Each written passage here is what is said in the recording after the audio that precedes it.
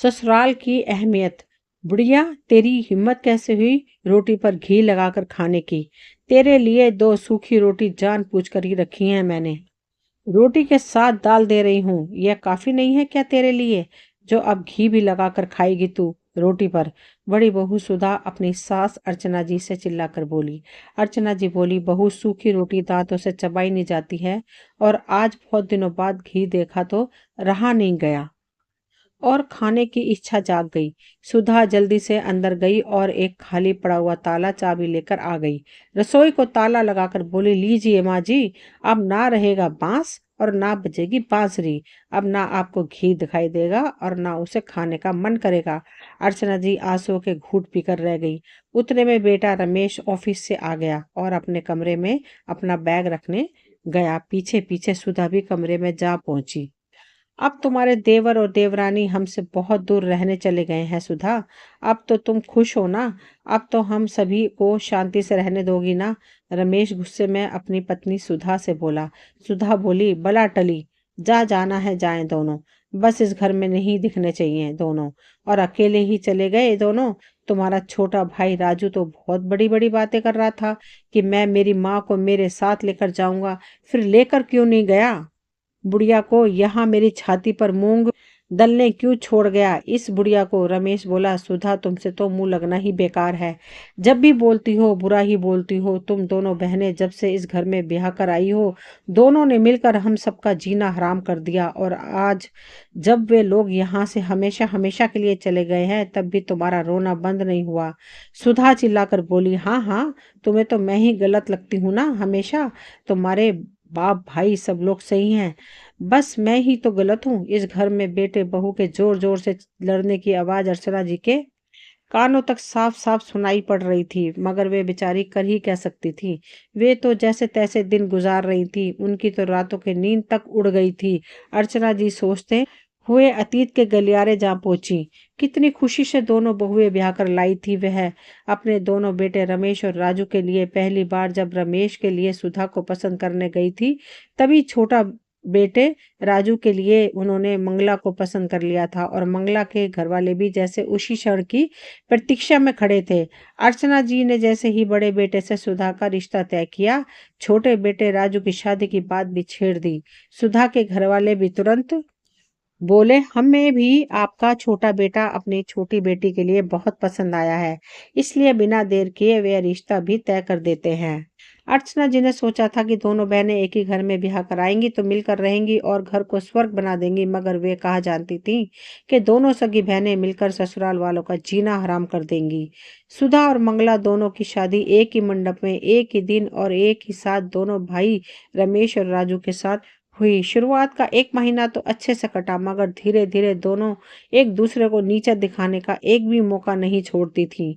दोनों में देवरानी जेठानी वाला रिश्ता ज्यादा और बहनों वाला रिश्ता कम दिखाई देने लगा था। अर्चना जी के पति नंद किशोर जी रिटायर्ड क्या हुए दोनों बहनों में उनके रिटायर्ड हुए पैसों को लेकर बहस होने लगी कि वे पैसे किसको मिलेंगे। पहले से दोनों बहनें सुधा और मंगला में अपने पति की कमाई को लेकर तो होड़ मची हुई थी। अब ससुर जी का घर, पैसा, सब कुछ उनकी नजर में आने लगा था, और दोनों की नजर इतनी लालची हो गई थी कि दोनों एक दूसरे से कटी कटी रहती, और जब भी मौका मिलता दोनों बहनें कुत्तों बिल्लियों की तरह लड़ने लग जाती। दोनों अपने पतियों के बस में भी नहीं थीं। दोनों की लड़ाई में सबसे बुरा हाल हुआ अर्चना जी और उनके पति नंद किशोर जी का। नंद किशोर जी दोनों की लड़ाई से इतना आहत हो गए कि उन्होंने लकवा मार गया। दोनों में से एक भी बहू नंद किशोर जी की सेवा तो छोड़ो, उनका हालचाल जानने में भी दिलचस्पी नहीं दिखाती थी। बेचारी अर्चना जी अकेली ही नंद किशोर जी का ध्यान रखती थी। सुधा और मंगला ने रसोई में अपना अपना टाइम बांध रखा था, और बेचारी अर्चना जी दोनों को रसोई में काम करने भी लगती थी और नंद किशोर जी का ध्यान भी रखती। एक दिन बड़ी बहू सुधा बोली, माँ जी, कल सवेरे मेरे उठने से पहले सब्जी काट कर रख दीजिएगा और आटा भी गूंद कर रख दीजिएगा, और यह जो छोटी को रसोई में मदद करने लगती हो ना आप, यह मत भूलो कि आपकी और ससुर जी की दवाइयों का सारा खर्चा मेरे पति उठाते हैं। अगर मेरा पति यह खर्च उठाना बंद कर दे तो तुम दोनों बूढ़े यूं ही खांस खांस कर मर जाओगे। अर्चना जी को कुछ बोलती उससे पहले सुधा ने अपने बेडरूम का दरवाजा उनके मुंह पर ही बंद कर दिया। दूसरे दिन जब मंगला सुबह रसोई में कुछ काम से आई तो उसने देखा कि सासू माँ बड़ी जेठानी सुधा के उठने से पहले ही रसोई का आधा काम सुलटा चुकी हैं। मंगला तपाक से बोली, माँ जी क्या बात है, बहुत सेवा कर रही हो बड़ी जेठानी की। आप सुबह का खाना वह देती है तो रात का खाना मैं देती हूँ। आप लोगों को यह तो याद ही होगा ना।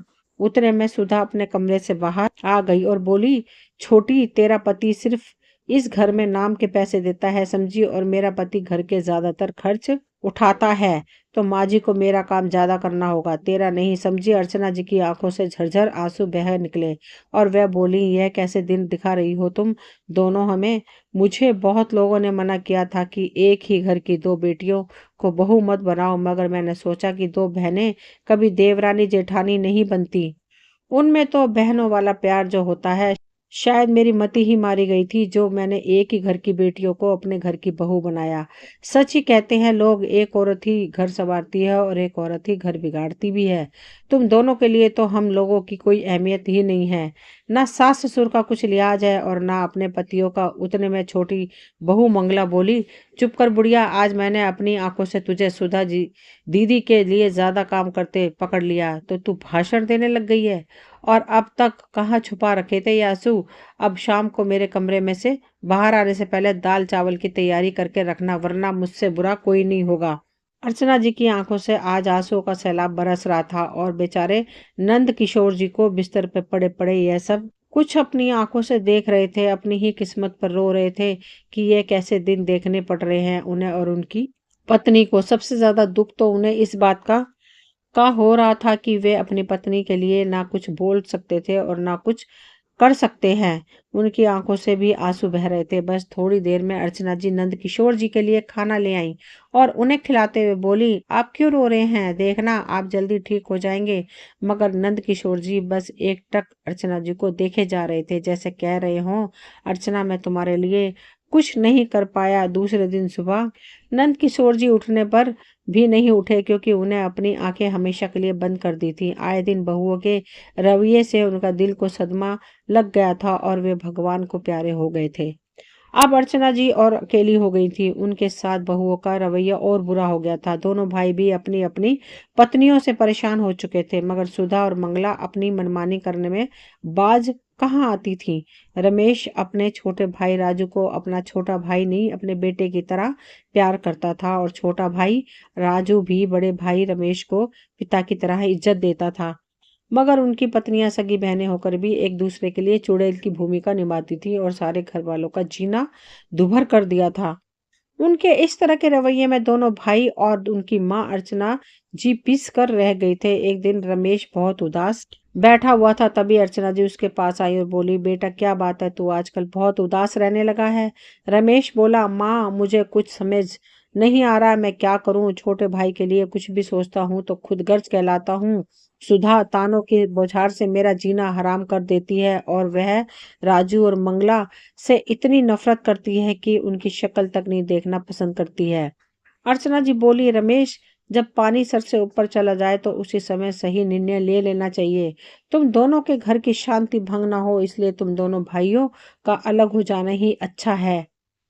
रमेश बोला, माँ छोटे के पास कहाँ इतने पैसे हैं कि वह अलग रहे, और सुधा मुझे छोटे की मदद करने नहीं देगी, मगर अब मुझे सुधा से छुपाकर राजू की मदद करनी होगी ताकि उसे पता न चले और घर की शांति भी भंग ना हो। अर्चना जी जानती थी रमेश एक अच्छा बेटा होने के साथ साथ एक अच्छा भाई भी है, इसलिए वह सुधा घर में उनके साथ कैसा बर्ताव करती है ये बातें कभी रमेश को बताती नहीं थी, क्योंकि वे जानती थी रमेश अपनी माँ का अपमान सहन नहीं कर पाएगा और उन्हें डर था कि रमेश ये सब सुनकर कहीं सुधा पर हाथ न उठा दे।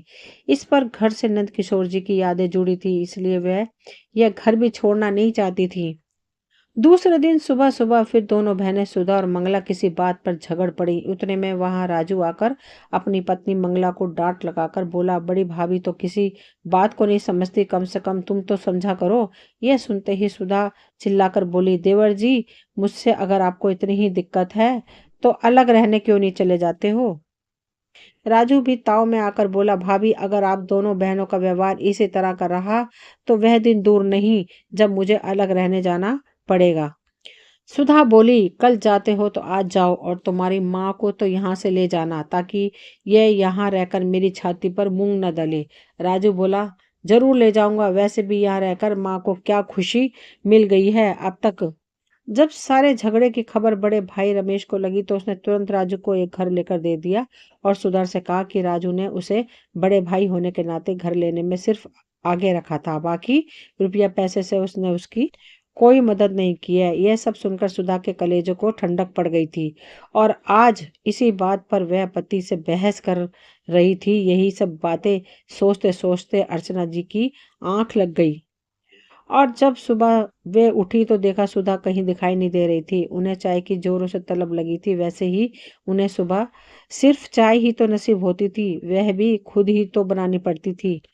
मगर रसोई में ताला लगा हुआ था और सुधा कहीं दिखाई नहीं दे रही थी। थोड़ी देर बाद सुधा ने रसोई का ताला खोला और नहाने चली गई। अर्चना जी रसोई में अपने लिए चाय बनाने चली गई। अर्चना जी चाय में दूध डाल रही थी, तभी पीछे से सुधा आकर बोली, दूध बहुत महंगा हो गया है माँ जी, जरा संभल कर डालिए। मेरे पति के पैसों से आता है यह सब, तुम्हें तो बैठे बैठे सिर्फ अपने लिए घी मेवे और दूध चाहिए।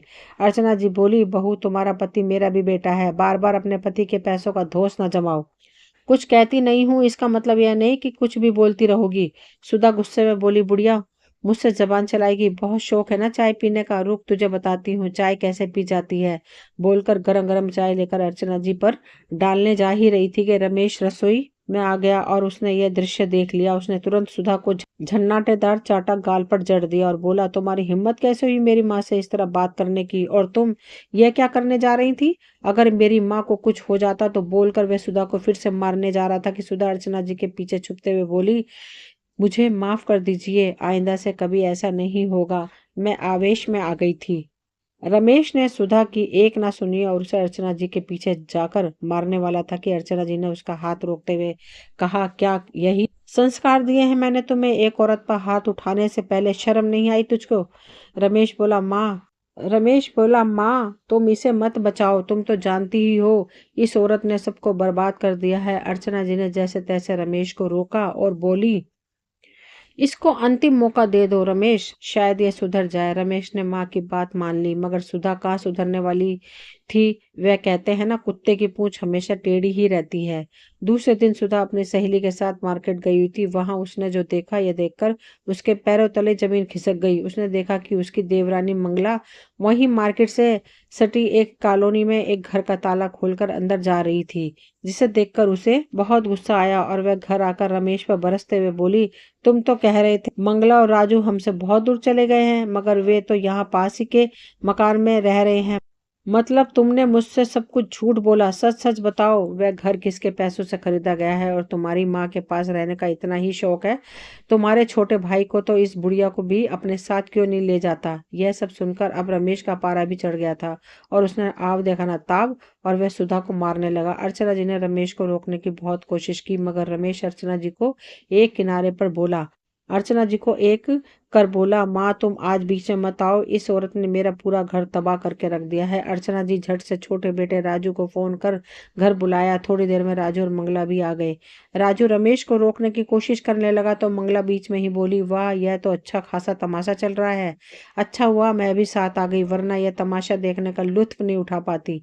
राजू ने तपाक से एक चाटा मंगला के गाल पर जड़ दिया और बोला, भैया हम दोनों भाइयों की ही गलती है जो आज तक इन दोनों बहनों को झेल रहे थे। अब भी देर नहीं हुई है, इन दोनों बहनों को हमेशा के लिए इनके मायके ही भेज देना चाहिए ताकि हम लोग सुख चैन से रह पाएं। वैसे भी इन बहनों ने मिलकर हमारा जीना हराम कर रखा है। मायके में बैठेंगी और वहां बोझ बनेंगी, तभी उन्हें पता चलेगा कि ससुराल सास और पति की इज्जत क्या होती है। रमेश बोला, तू ठीक कह रहा है छोटे, मैं भी इन रोज रोज की लड़ाइयों से तंग आ गया हूँ। रमेश ने सुधा का सारा सामान अलमारी में से बाहर फेंक दिया और बोला, निकल जाओ अभी की अभी मेरे घर से। दूसरी तरफ राजू भी मंगला का हाथ पकड़कर खींचते हुए बोला, चलो तुम भी जाकर अपना सामान समेटो और निकलो मेरे घर से। अब तक मैं तुम्हारे साथ बहुत अच्छा था, शायद इसलिए यह दिन देखने पड़ रहे हैं मुझे आज, मगर अब और नहीं। दोनों भाइयों का यह रूप देखकर दोनों बहनें डर गई और अपने अपने पतियों से माफी मांगने लगी, मगर दोनों भाई टस से मस ना हुए। अर्चना जी अपने दोनों बेटों को समझाते हुए बोली, बेटा क्या यही संस्कार दिए हैं मैंने तुम्हें?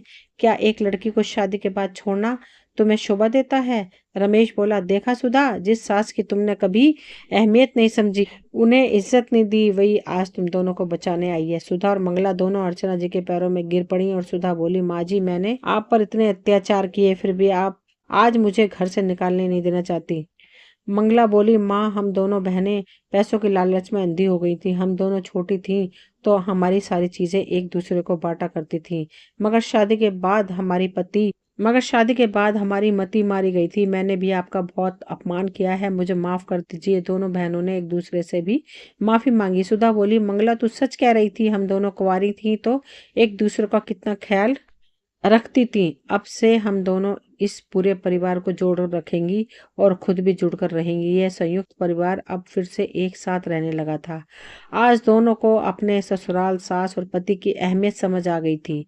दोस्तों, एक लड़की के लिए उसका घर, परिवार, पति सब कुछ होता है, मगर कुछ औरतें ये परिवार तोड़ना चाहती हैं और अकेले घर पर राज करना चाहती हैं।